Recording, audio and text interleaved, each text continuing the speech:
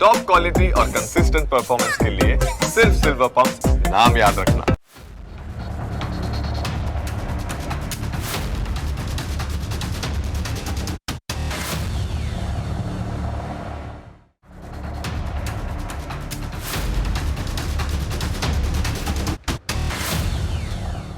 ગુજરાતીઓ દુનિયામાં ક્યાંય પણ જાય ને, પરંતુ તેમનું હૃદય તો આખરે ગુજરાત માટે જ ધબકતું હોય છે.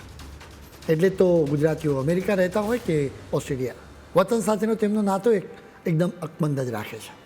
હવે આ નાતાની અસર બેંક ખાતાઓમાં પણ જોવા મળી રહી છે. વિદેશમાં વસતા ગુજરાતીઓ ગુજરાતમાં રૂપિયા ઠાલવી રહ્યા છે. સ્ટેટ લેવલ બેન્કર્સ કમિટીના ગુજરાતના રિપોર્ટમાં વિદેશમાં વસતા ગુજરાતીઓ દ્વારા ગુજરાતમાં કરવામાં આવેલા રોકાણની વિગતો જાહેર કરવામાં આવી છે. નાણાકીય વર્ષ 2026-27ના પહેલા ત્રિમાસિક ગાળામાં એટલે કે એપ્રિલથી જૂન મહિના દરમિયાન ગુજરાતની બેન્કોમાં એનઆરઆઈ ડિપોઝિટ 12.4%ના જોરદાર ઉછાળા સાથે 1.2 લાખ કરોડ રૂપિયા સુધી પહોંચી ગઈ છે.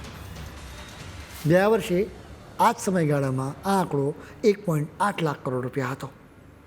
એનો અર્થ એ છે કે એનઆરઆઈ ડિપોઝિટમાં લગભગ 13,466 કરોડ રૂપિયાનો વધારો થયો છે. એનઆરઆઈ ડિપોઝિટ મેળવવામાં આખરે અમદાવાદ મોખરે છે. અમદાવાદે 27,326 કરોડ રૂપિયાની એનઆરઆઈ ડિપોઝિટ મેળવી છે. 19,447 કરોડ રૂપિયાની ડિપોઝિટ સાથે વડોદરા બીજા સ્થાને છે, જ્યારે 18,212 કરોડની ડિપોઝિટ સાથે કચ્છ ત્રીજા સ્થાને છે.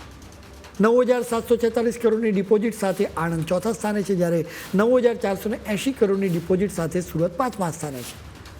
7 સમુદ્ર પાર બેઠેલા આપણા ગુજરાતીઓ ગમે ત્યાં જાય પણ પોતાની માતૃભૂમિને ક્યારે ભૂલતા નથી. અમેરિકા હોય, બ્રિટન, કેનેડા હોય, આફ્રિકા હોય કે પછી ગલ્ફના દેશો કેમ ન હોય, દરિયા પાર વસતા ગુજરાતીઓનો રાજ્યના વિકાસ પરનો વિશ્વાસ આજે પણ એકદમ અકબંધ છે. અને એ જ કારણે તો તેઓ પોતાની મહેનતની બચત ગુજરાતની બેન્કોમાં રોકવાનું સૌથી વધુ પસંદ કરી રહ્યા છે. પણ સવાલ એ થાય કે આ વખતે એનઆરઆઈ ડિપોઝિટમાં આટલો મોટો ઉછાળો કેમ આવ્યો? એની પાછળનું પહેલું કારણ અને મોટું કારણ એ છે કે રિયલ એસ્ટેટ માર્કેટ.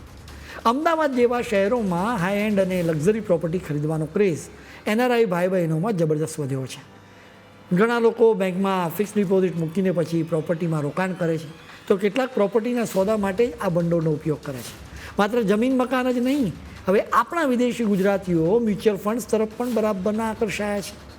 બેંક ડિપોઝિટની સાથે મ્યુચ્યુઅલ ફંડમાં નાણાં રોકવાનો ટ્રેન્ડ વધતો આખી દુનિયા બેન્કિંગ સિસ્ટમમાં જબરદસ્ત રોકડ પ્રવાહ જોવા મળી રહ્યો છે. ગુજરાતનું મજબૂત આર્થિક વાતાવરણ, ઇન્ફ્રાસ્ટ્રક્ચર અને ધંધા રોજગાર માટે સાનુકૂળતા એમને વધુ આકર્ષી રહી છે. તમારે એ પણ જોવું જોઈએ કે એક તરફ ગુજરાત જબરદસ્ત ગ્રોથ કરી રહ્યું છે, તો બીજી બાજુ દુનિયાના અનેક દેશોની આર્થિક વૃદ્ધિ ધીમી પડી રહી છે, જેને અર્થતંત્રની ભાષામાં સ્લોડાઉન કહેવામાં આવે છે. તમે જુઓ કે ડોનાલ્ડ ટ્રમ્પની મહેરબાનીથી અમેરિકામાં જરાય નાણાકીય શિસ્ત રહી નથી. ટ્રમ્પ એના પોતાના નાણાકીય બજારોમાં પણ ઉથલપાથલ મચાવી રહ્યા છે. બીજી તરફ યુરોપમાં પણ સ્લોડાઉનનું જોખમ લાગી રહ્યું છે. આવા માહોલમાં વિદેશમાં વસતા ગુજરાતીઓ પોતાના માદરે વતન તરફ નજર દોડાવી રહ્યા છે. હજુ તો એનઆરઆઈ ડિપોઝિટ વધવાની છે, કેમ કે તમે જુઓ કે રિઝર્વ બેંક ઓફ ઇન્ડિયાએ એના માટે એક મોટો નિર્ણય કર્યો છે. અત્યાર સુધી બેંક્સ એનઆરઆઈને ડિપોઝિટ પર અમુક ટકા જ વ્યાજ આપી શકતી હતી, કેમ કે એના માટે રિઝર્વ બેંક ઓફ ઇન્ડિયાએ મર્યાદા લાગુ કરી હતી. હવે રિઝર્વ બેન્કે આ મર્યાદાને ટેમ્પરરી હટાવી દીધી છે, જેથી બેંક્સ એનઆરઆઈને વધારે વ્યાજ આપી શકશે. એટલે કે એનઆરઆઈ વધુ રોકાણ કરશે, એટલે વિદેશોમાંથી હજુ વધુ રોકાણ ઠલવાશે.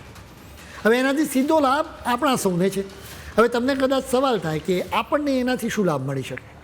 આપણા માટે મની એટલે કે રૂપિયા, પરંતુ મૂળ વાત એ છે કે વિદેશમાંથી વસતા લોકો કંઈ ભારતીય રૂપિયા તો રોકવાના નથી. તેઓ તો બેંકોને ડોલર જ આપશે, એટલે દેશમાં વધુ ડોલર ઠલવાશે.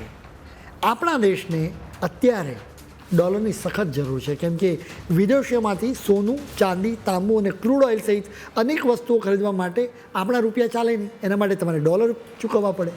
એટલે જ જેટલા ડોલર આવશે ને એટલું જ ભારત વધારે મજબૂત થશે. એક રીતે જોઈએ ને તો વિદેશોમાં વસતા ગુજરાતીઓ ગુજરાતમાં રોકાણ કરીને દેશનું ભલું જ કરી રહ્યા છે. ક્યારેક આ રીતે પણ દેશભક્તિ તો કરી શકાય, વળી એ ફાયદાનો સોદો પણ હોઈ શકે છે.